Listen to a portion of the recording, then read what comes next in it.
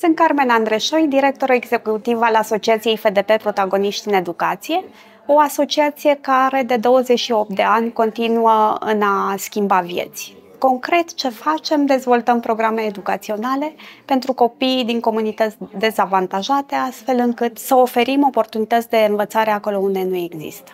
Așteptările înainte de atelier, aș spune, au fost atât personale cât și organizaționale, pentru că nu pot să ascund faptul că, în calitate de director executiv, mă gândesc la diversificarea oportunităților și a modurilor în care aducem veniturile în organizație.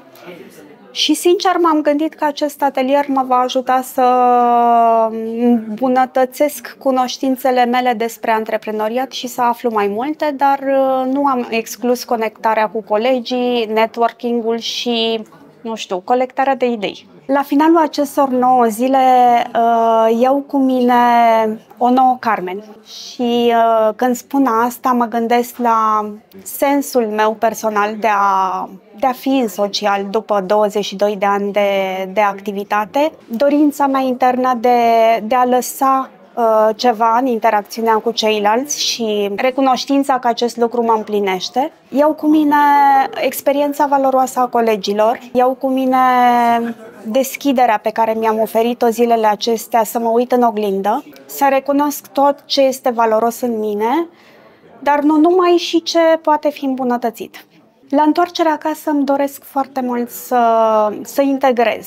N-aș spune tot pentru că nu este posibil, dar mi-am făcut o listă scurtă și simplă, zic eu, la momentul ăsta, de obiective personale, care îmi doresc să se reflecte atât în